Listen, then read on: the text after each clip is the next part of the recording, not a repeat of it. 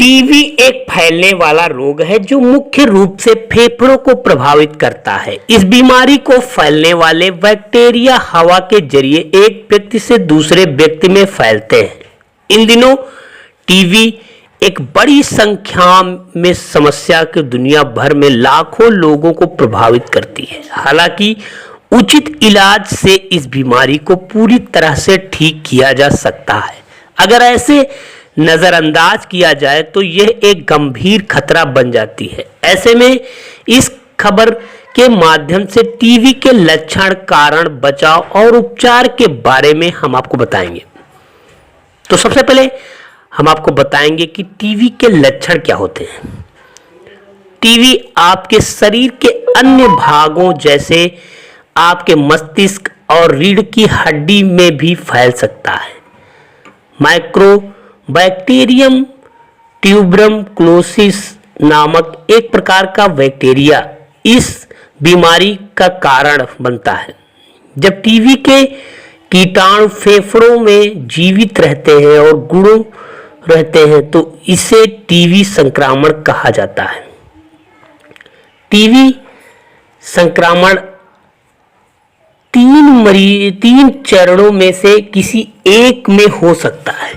प्रत्येक चरण में लक्षण अलग अलग होते हैं, जैसे प्राइमरी टीबी इन्फेक्शन पहले चरण का प्राथमिक संक्रमण कहा जाता है।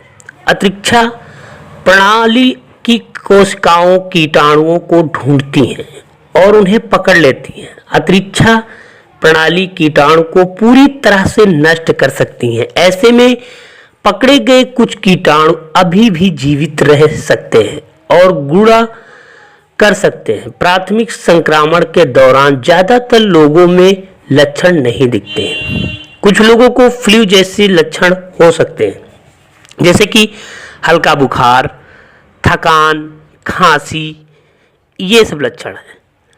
लैटेंट टीबी इन्फेक्शन ये प्रथम संक्रमण के बाद आमतौर पर एक चरण आता है जिसे लैटेंट टीबी इन्फेक्शन कहा जाता है।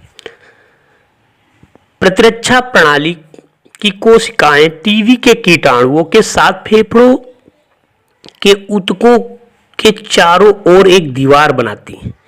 यदि प्रतिरक्षा प्रणाली उन्हें नियंत्रण में रखती है तो कीटाणु कोई और नुकसान नहीं पहुंचा सकते, लेकिन कीटाणु जीवित रहते हैं। अव्यक्त टीबी संक्रमण के दौरान कोई लक्षण नहीं होते हैं। एक्टिव टीबी डिजीज तब होता है जब प्रतिरक्षा प्रणाली किसी संक्रमण को नियंत्रित कर पाती है। कीटाणु फेफड़ों या शरीर के अन्य भागों में बीमारी का कारण बनते हैं। Active TB disease primary infection की ठीक बाद हो सकता है, लेकिन यह आमतौर पर अव्यक्त टीबी संक्रमण के महीनों या सालों बाद होता है। फेफड़ों में सक्रिय टीबी रोग के लक्षण आमतौर पर धीरे धीरे शुरू होते हैं और कुछ हफ्तों में बिगड़ जाते हैं। इनमें शामिल हो सकते हैं, आपको बता दें कि जो लक्षण इनमें दिखाई देंगे, जैसे खांसी आना, खून व बलगम वाली खांसी, सीने में दर्द, सांस लेने में खांसने के साथ दर्द, बुखार, ठंड लगना, रात में पसीना आना, वजन कम होना, खाने में की इच्छा न होना, थकान होना, सामान्य रूप से अच्छा महसूस न करना, ये सब लक्षण हैं। फेफड़ों के बाहर एक्टिव टीबी संक्रमण फेफड़ों में शरीर के अन्य भागों में फैल सकता है। इसे एक्स्ट्रा पल्मोनरी ट्यूबरकुलोसिस कहा जाता है। शरीर के किस हिस्से में संक्रमण है, इसके आधार पर लक्षण अलग अलग होते हैं। सामान्य लक्षणों में शामिल हो सकते हैं, जैसे बुखार, ठंड लगना, रात में पसीना आना, वजन कम होना, खाने की इच्छा न होना, थकान होना, सामान्य रूप से अच्छा महसूस न करना, संक्रमण वाली जगह पर पर्स दर्द, वॉइस बॉक्स में सक्रिय टीबी रोग फेफड़ों के बाहर होता है, लेकिन इसके लक्षण फेफड़ों में बीमारी जैसे होते हैं। फेफड़ों के बाहर एक्टिव टीवी डिजीज के समान स्थानों पर शामिल है, जैसे लीवर, किडनी, मस्तिष्क और रीढ़ की हड्डी के आसपास का तरल पदार्थ, हृदय की मांसपेशियां, जनांग, हड्डियों और जोड़, त्वचा, रक्त वाहिकाओं की दीवारें, स्वर यंत्र जिसे स्वर यंत्र भी कहा जाता है।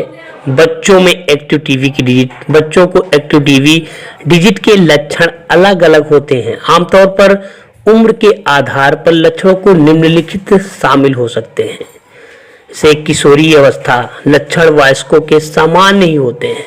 1 से 12 साल की आयु के बच्चे, छोटे बच्चों को बुखार हो सकता है और ठीक नहीं होता है, वजन कम हो सकता है। शिशु अवस्था में जैसे बच्चों को विकास व वजन अपेक्षा के अनुसार नहीं बढ़ता है। साथ ही बच्चों में मस्तिष्क व रीढ़ की हड्डी के आसपास द्रव की सूजन में कारण लक्षण हो सकता है, जिसमें शामिल है सुस्त रहना या एक्टिव न होना, सामान्य रूप से चिड़चिड़ापन। डॉक्टर को कब दिखाएं? तो सबसे पहले अगर ये लक्षण आपको दिखते हैं तो टीवी के लक्षण कई अलग अलग बीमारियों के लक्षणों के सामान्य हैं। अगर आपको ऐसे लक्षण हैं जो कुछ दिनों में आराम है, ठीक नहीं होते हैं, तो अपने स्वास्थ्य सेवा प्रदाता को दिखाएं। यदि आपको इनसे भी कोई भी लक्षण हो तो आपातकालीन देखभाल प्राप्त करें। सीने में दर्द, अचानक गंभीर सिर दर्द, भ्रम, दौरे, सांस लेने में कठिनाई, खून की खांसी। तो यदि आपको लेटेंट टीवी इन्फेक्शन है तो आपका स्वास्थ्य सेवा प्रदाता दवा उपचार शुरू कर सकता है। यह विशेष रूप से HIV, एड्स या अन्य कारकों वाले लोगों के लिए सच है जो एक्टिव टीवी रोगों के जोखिम को बढ़ाते हैं। अधिकांश लेटेंट टीवी इन्फेक्शन का इलाज 3 या 4 महीने तक किया जाता है। एक्टिव टीवी डिजीज का इलाज 4 से 6 या 9 महीने तक किया जा सकता है। टीबी उपचार में विशेषज्ञ यह निर्धारित करेंगे कि आपके लिए कौन सी दवाई सर्वोत्तम है। आपको यह देखने के लिए नियमित रूप से अपॉइंटमेंट लेने की आवश्यकता होगी कि आपकी स्थिति में सुधार हो रहा है या नहीं। डॉक्टर के हिसाब से निर्देशानुसार खुराक लेना महत्वपूर्ण है और आपको उपचार का पूरा कोर्स पूरा करना चाहिए। ये आपके शरीर में बैक्टीरिया को मारने और नए दवा प्रतिरोध बैक्टीरिया या प्रकट होने में रोकने का महत्वपूर्ण योगदान देता है।